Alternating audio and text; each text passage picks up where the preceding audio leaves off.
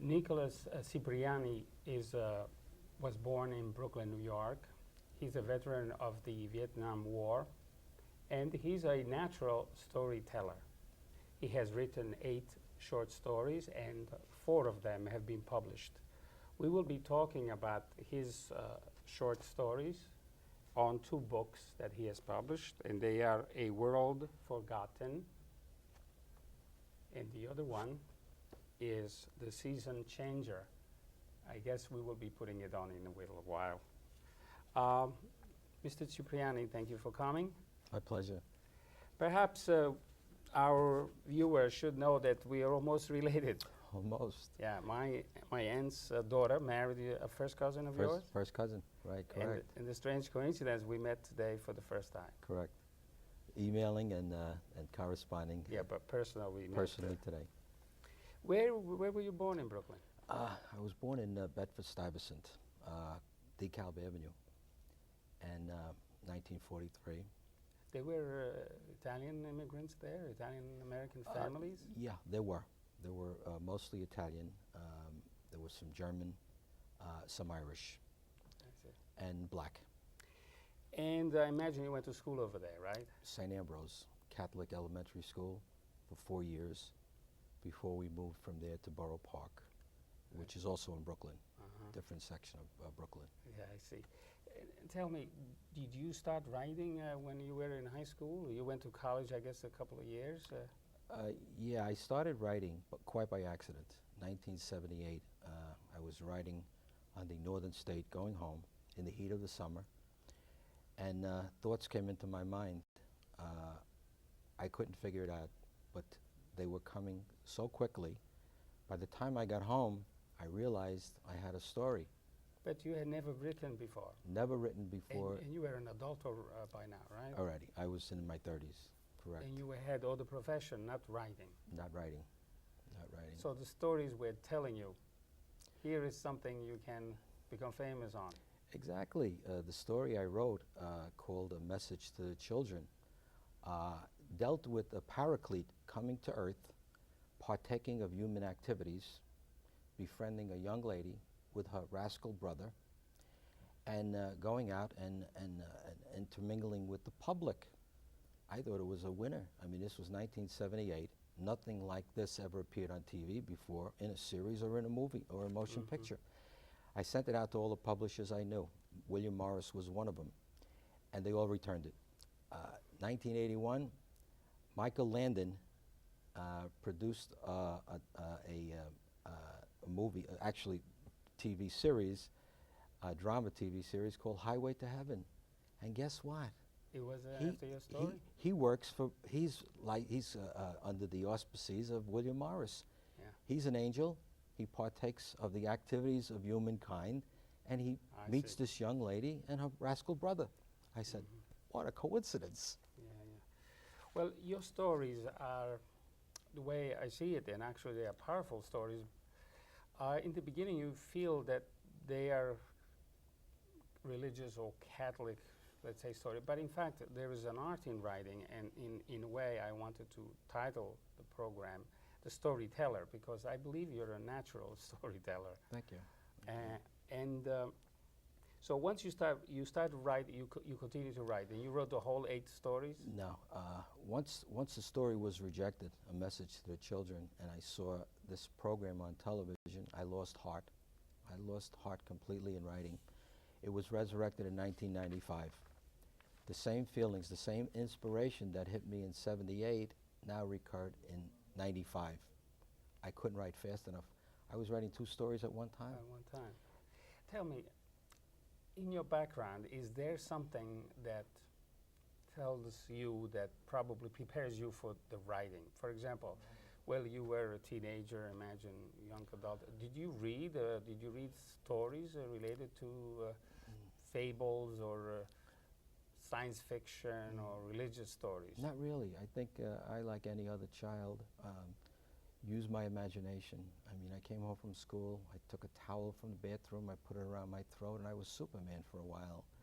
I had a gun, and I went outside, and I was Roy Rogers or Gene Autry and G.I. Joe. So your background doesn't indicate anything. The reading of stories, at least that prepares No, you for no, writing. no. How about the family? Is there somebody in the family that is the storyteller, the oral storyteller? Usually in the Italian American communities, people tell stories. My father, my Your father, father. my father was my inspiration and my hero. And even today, the older I get, the wiser he becomes in my mind. The man taught himself 4 instruments. He knew Musical instruments. musical instruments. He self-taught. Mandolin, the accordion, the guitar, and the organ. Did he tell stories? Did he? Well, he told some stories from Italy, but they were inspiring, but they weren't in the metaphysical area. It was true life. It were hard, tough luck stories, and even his own life was a hard luck story. From the reading, I find that there are some. It is a sophisticated writing. It is not just something that I don't know. You can write without having read something. For example, the True. Bible's there, Yeah. Dante is there. Absolutely Some right. philosophers No. are there. Not as a child, but as an adult. Sure, screw tape letters by C.S. Lewis was a big influence. Joseph Campbell, The Power of Myth was another influence. Umberto Eco. There's a number of people. Even Eric Hoffa, The True Believer. A lot of those books So you inspired were me. reading. You were reading all along. And Around that time, yes. Yes, Uh-huh. around that time. Sure. well, most of the story, at least the bulk of the story, is storytelling of fables. Fables is a Yeah. story that the animals or the plant or something talks and says things. So the scope is moralistic in Yeah. nature. How did you come about? Because they are such straightforward, very simple writing, but yet it goes straight into the fable, into that fantastic or fabulous kind of atmosphere or world. Yeah. The stories just enter my mind, and then I start to elaborate, and I put in certain things that mean something. Some are imagination, some are fable, and some are truisms. There's generally a theme to the stories that I write. We have the what-if theme about Pontius Pilate having the opportunity to remove Jesus from the cross before he dies. There's the purgatory theme, where a man has an opportunity to go back to the Garden of Eden and redeem mankind for the screw-up from Adam and Eve. But yet at the end, I don't have that feeling that religion is that pushes you to write, but the storytelling, the love of telling something. Yeah. Obviously, you use the religious subject, but it is only a subject. It's not the force behind that. Correct. Because there are other stories that haven't, at least that don't appear to be Christian or Right, correct. religious at all. Correct. No. Maybe you want to tell us a little about how you came about the story of the land of the God forgotten. Sure, land sure. That's forgotten. interesting story. There are 2 themes. One is the land the gods forgot, and the other one is a brother's love. They're very similar in style because there is love of a sibling, and it ameliorates a condition, makes it better. In the land the gods forgot, it's a vapid island 1,000 miles from nowhere. The king rules with a iron fist. He tells the people when they work, when they sleep, when they eat, when they bury their dead, when they get married, when they must have children. He dictates everything. Boy, that's And in that story, he has elected 2 young people just married. He calls them into his chambers and he says, now, a year from now, I expect you to bring me a baby. Can't do it. She's barren. But in a dream, she sends her husband to the other end of the island because in this cave is a pearl. Once she has a dream she has the dream. and solves the problem and how to resolve the problem. Exactly. And so he tells the wife or the husband what to do. What to do. He goes there and he finds it's always a journey and there's It's always always a journey. activity. He's confronted with a dragon. Him and his horse overcome the dragon. They find the pearl, but by the time they get back, all bets are off. The order was to go and look for for the pearl. for a cave. A cave. Inside there's lots of gold, right? They would Which is Aladdin and the 40 right, thieves. yeah, right.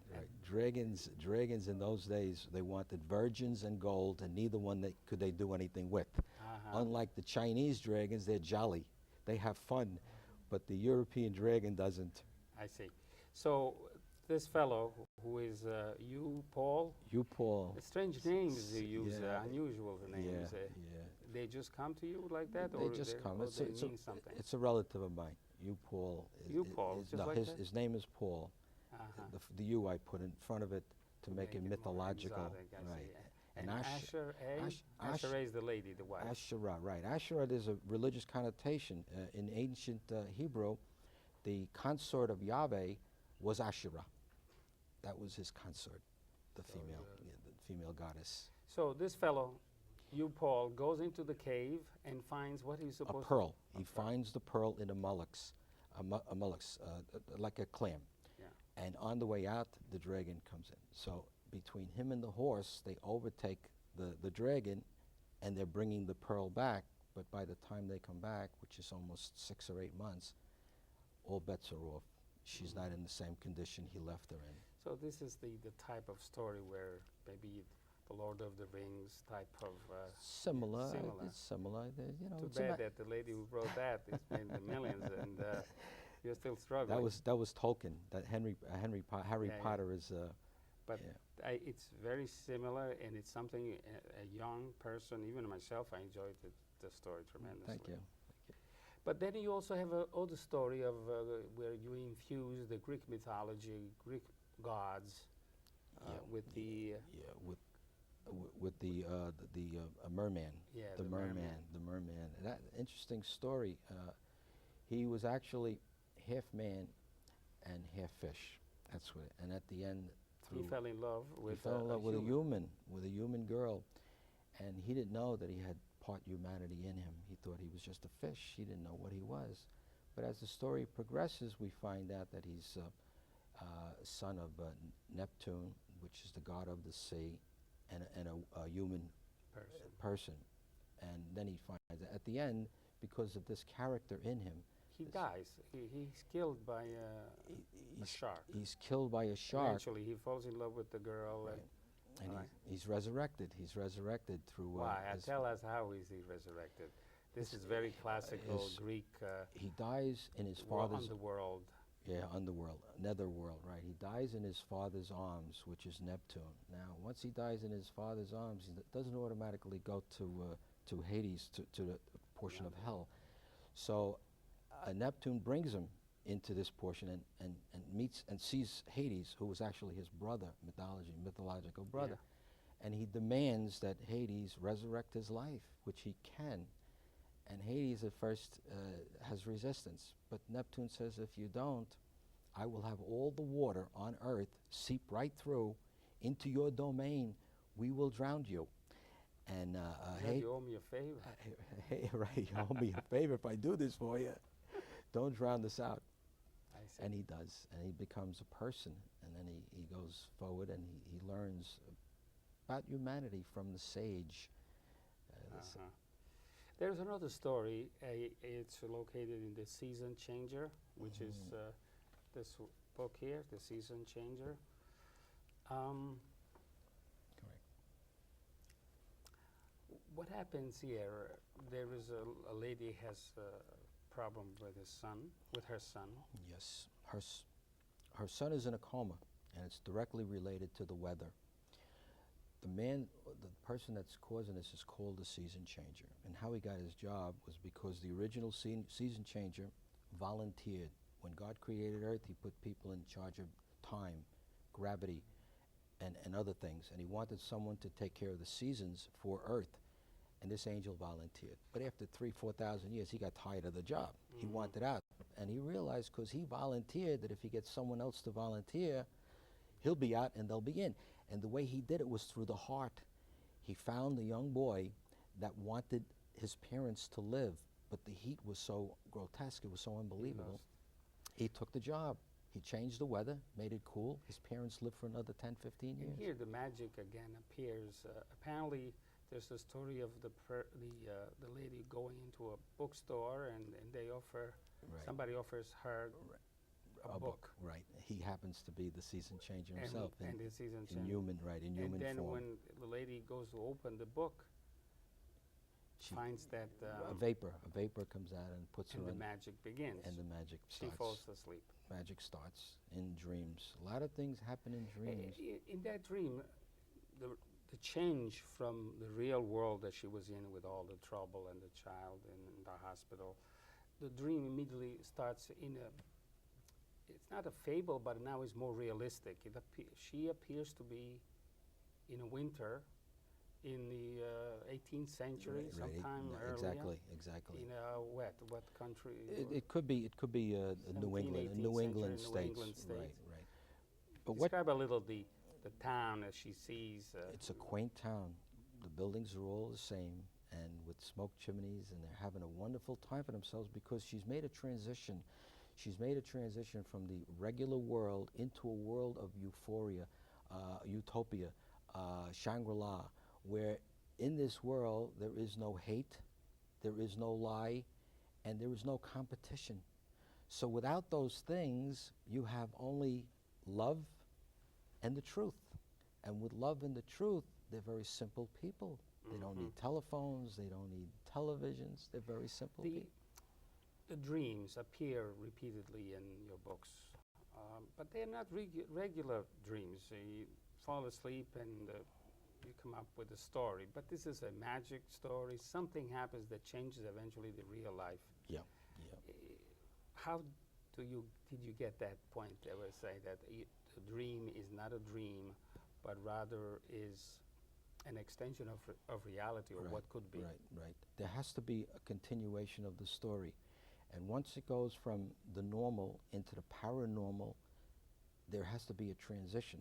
So a transition is made, either you go up into outer space, or you go maybe into the earth, or maybe you go into yourself, into your own subconsciousness. And then that manifests the change, and then the change becomes real. Only it's mythological, it's metaphysical, it's beyond its ultimate reality. Okay, since we are now there on ultimate reality or something other than the reality, your books are replete with metaphysical aspects, mythology. And here, in fact, you say it's a collection of short stories depicting humanity's struggle between good and evil. Right. And so you go with this world of mythology and religion. But there is one aspect here that you say the imagination is like a house, and it has several rooms in it. Right. So human imagination is a house, and mythology And metaphysics are two rooms in the house. Plus, there's another room. Religion is part of that. Religion comes, in my view, from myth. Myth is considered the first religion. It's the ancient religion. And what myth is the forms and the metaphors of the metaphysical concept. What they thought of, myth provides, myth manifests. If religion is a myth, therefore is a poetical or literary expression. Sure. It's a creation. Sure. That means then all religions are false. It depends on what you believe. It depends on what you believe. This is what I like to arrive is that on one side you say religion is a false thing because it's a product of your imagination. Therefore, it's not real. Metaphysical, on the other hand, it says that there is something which is not real, but it's extra. Something could be there. Yeah. Right? Yeah. So you question religion as being authentic or not. But then your writing is Christian. You know, you talk about Christ, you talk about St. Paul, you talk about the church, obviously, a critic of the church, but still you do talk about religion, which you apparently believe in. Sure. I think. Is there a discrepancy, or how do you combine those two? The one story that deals exclusively with religion is isolated. That's the Joseph story.